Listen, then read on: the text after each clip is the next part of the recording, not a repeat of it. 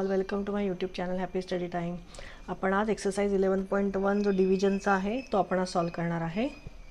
तर बघा, पहिला क्वेश्चन काय आहे, 99,099 डिवायडेड बाय 99. नॉर्मल डिव्हिजन आहे, आपण करूयात.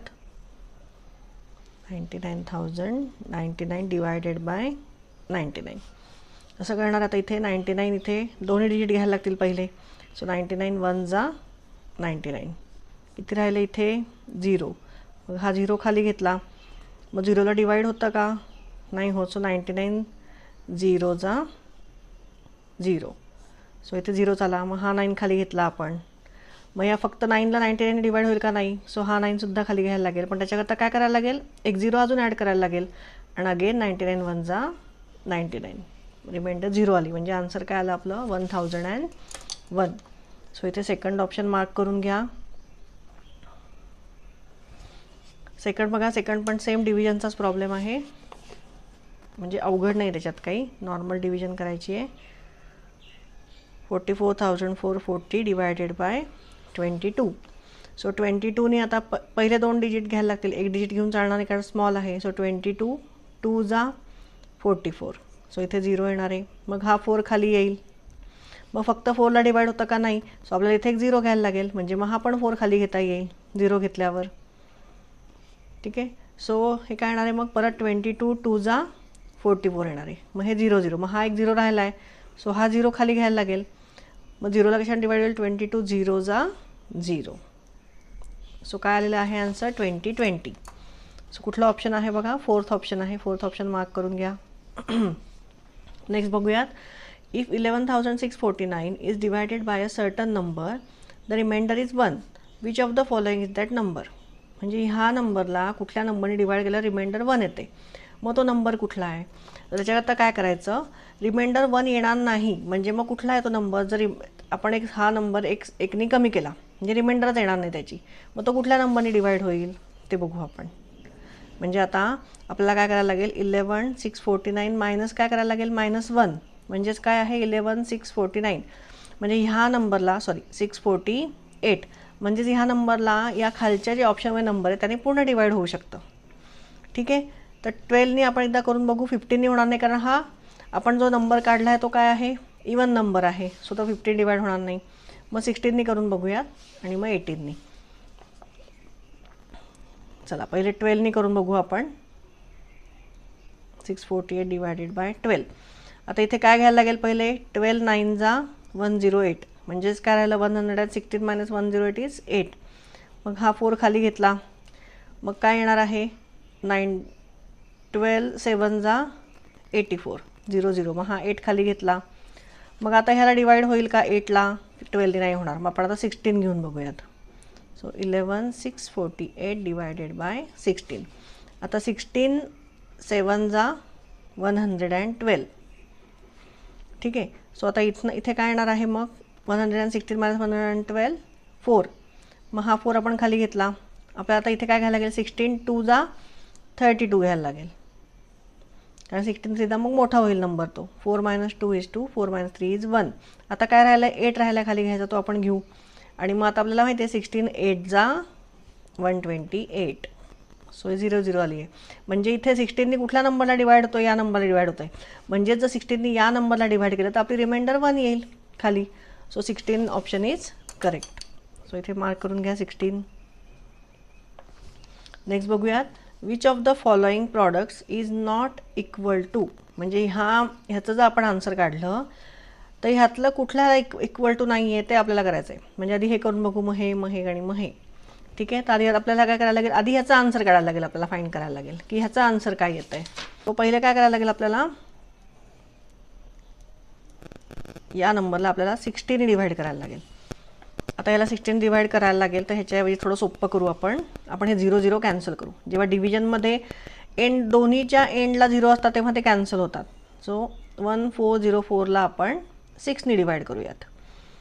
सो आता इथे बघा 6ने काय येणार आहे, पहिले 6 2 जा 12 येईल. म्हणजे इथे 2 राहतं आहे खाली. मग हा 0 आपण खाली घेतला. मग काय येईल, 6 3 जा 18 येईल. मग परत 2 राहते रिमाइंडर. मग आपण हा 4 खाली घेतला. आणि मग 6 4 जा 24.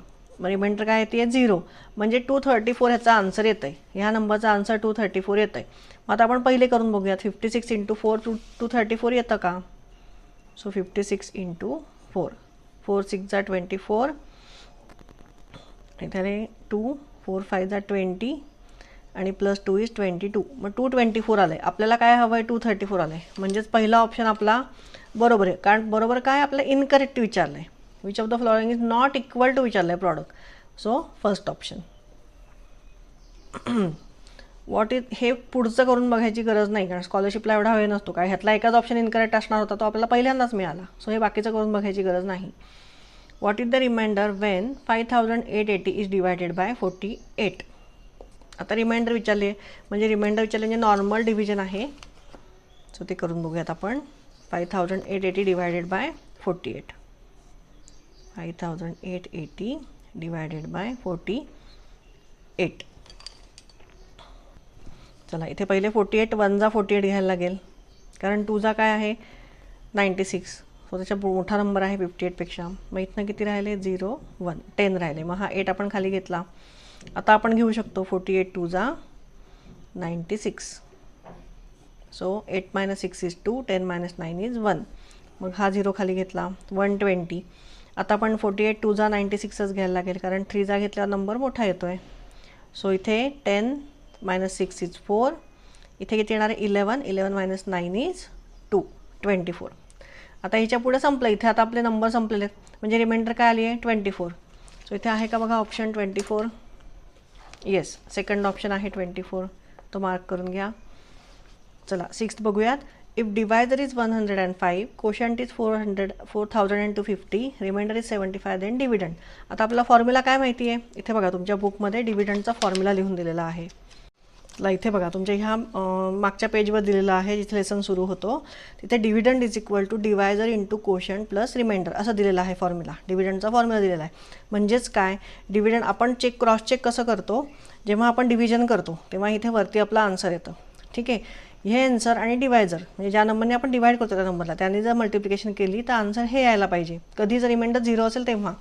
जर रिमाइंडर राहिली असेल तर ह्या दोघांचं मल्टिप्लिकेशन प्लस रिमाइंडर म्हणजे मग हे आन्सर मिळतं आपल्याला. जेव्हा तुम्ही कधी डिव्हिजन कराल तेव्हा हे असं क्रॉस चेक करत जा, म्हणजे तुम्हाला कळेल की आपला आलेला आन्सर बरोबर आहे. ठीक आहे, तर त्याप्रमाणे आता ह्या फॉर्म्युलाप्रमाणे आपण हे सोडवूयात. हा नेक्स्ट प्रॉब्लेम आपला 6 प्रॉब्लेम जो आहे तो सोडवूयात. Dividend is equal to quotient into divisor plus remainder. ठीक आहे, हा आपला फॉर्म्युला आहे. तर आता इथे डिवायझर किती दिलेला आहे आणि कोशंट दिलेला आहे 4250 इंटू डिवायझर आहे 105 प्लस रिमाइंडर आहे 75. म्हणजे आता आपल्याला फक्त हे सॉल्व करायचं आहे. सो इज इक्वल टू, आता ह्याचं आन्सर, आता ह्याचं मल्टिप्लिकेशन हे तुम्हाला येईल करता. आता तुम्ही आधी हे करून ठेवलं आहे. सो ह्याचा आन्सर येते 446250 प्लस 75 आणि या 75 ॲड केल्यावर आन्सर येणार आहे 446325. ठीक आहे, हा फॉर्म्युला फक्त लक्षात ठेवा. म्हणजे ह्यातलं तुम्हाला ह्यातलं डिव्हिडंड दिलेलं असेल, मग क्वेश्चन दिलेलं नसेल तरी तुम्हाला हे यातलं डिव्हिडंड म्हणजे एक कुठलं या चारहीमधलं एखादा दिलेला नसेल तर तो बाकीच्या ह्याने तो फाईंड करता येईल तुम्हाला या फॉर्म्युला. त्यामुळे हा फॉर्म्युला लक्षात ठेवा. आता 7th बघूयात आपण. 7th मध्ये बघा, if in an example of division the divisor was 27, the quotient 44 and remainder 19, what was the dividend? Same आहे. परत आपल्याला हा सेम फॉर्म्युला यूज करायचा आहे. Dividend is equal to quotient into divisor plus remainder. आता इथे डिव्हिडंड दिलेलं नाही, डिव्हिडंडच फाईंड करायचा आपल्याला. डिवायझर किती आहे 27, कोशंट आहे 44 इंटू 27 प्लस रिमाइंडर आहे 19. सो 44 इंटू 27 येतं आहे 1188 plus 19. So is equal to answer येतं आहे 1207. सो इथे ऑप्शन आहे का बघा? येस. हां, पहिला आपला 6चा राहिला, सेकंड ऑप्शन मार्क करून घ्या आणि 7चा आहे 4th ऑप्शन. सो तो मार्क करून घ्या. चला पुढचं बघूयात. 8th question. 119 divided by 7 is equal to 17. Therefore 11,900 divided by 170 is equal to how much? म्हणजे ह्याचं आपल्याला विचारलं आहे. तर हे कसं फाईंड करायचं? तर हे लिहून देते तुम्हाला मी. सिम्पल आहे एकदम. गिवन काय दिलेलं आहे आपल्याला? 8th question. गिवन दिलेलं आहे 119 डिवायडेड बाय 7 इज 17 आणि देन विचारलं आहे काय 11,900 divided by 170 is equal to how much. ठीक आहे, तर आता हेच आपण कसं लिहायचं आहे इज इक्वल टू 19 इंटू 100. म्हणजे ह्याचं कसं लिहिणार आपण आता ह्याचं 11,900चं कसं लिहिणार हे असं लिहू शकते मी बरोबर is equal to sorry divided by 170. मग 170 मी असं लिहू शकते का 17 इंटू 10. येस, म्हणजे ह्याचा अर्थ 170 होतो आणि ह्याचा अर्थ काय होतं 11,900.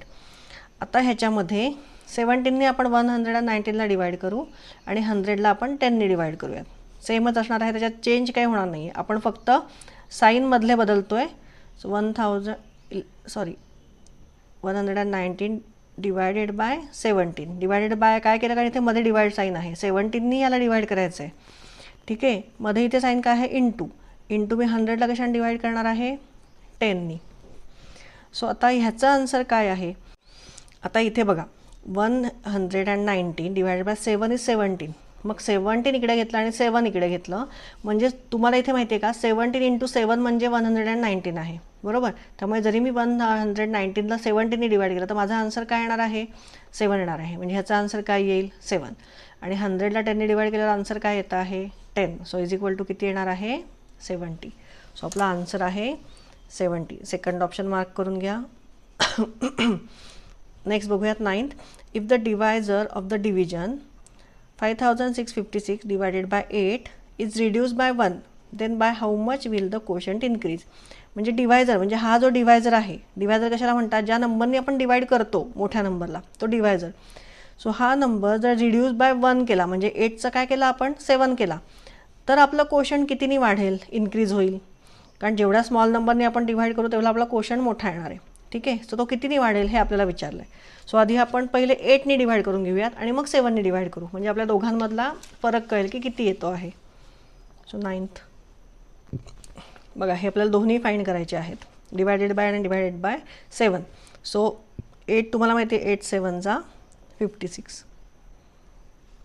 सो हे 0 आलं. हा 5 खाली घेतला मग 5ला डिवाइड होईल का नाही म्हणून इथे 0 घेऊन आपण परत हा 6 खाली घेतला. सो 8 7 जा 56 म्हणजेच काय मिळालं आपल्याला 707 मिळालेलं आहे. मग ह्याचा आन्सर काय येईल आपल्याला माहिती आहे 7 8 जा 56 म्हणजे ह्याच्यासारखंच आन्सर येणार आहे सेम.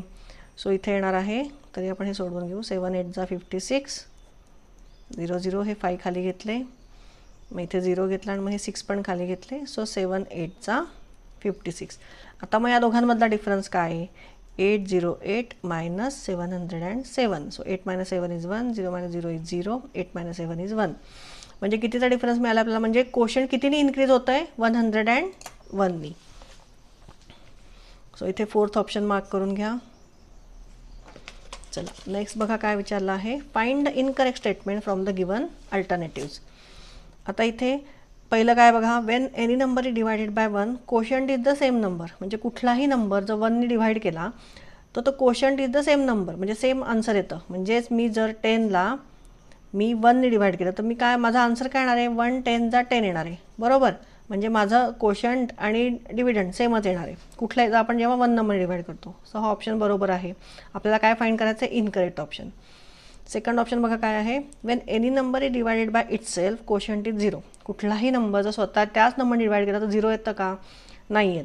सर आपण हे 10ला आपण 10ने डिवाइड केलं तर माझा आन्सर काय येईल इथे 10 1 जा 10 म्हणजे माझा आन्सर काय येतं 1 येतं 0 येतं का नाही. सो हे ऑप्शन आहे हा सेकंड जो इनकरेक्ट आहे. सो सेकंड ऑप्शन मार्क करून घ्या. ठीक आहे, इथे आपला 11.1 एक्सरसाइज संपलेला आहे. पुढच्या व्हिडिओ मध्ये मी 11.2ची एक्सरसाइज सॉल्व करून घेऊ आपण.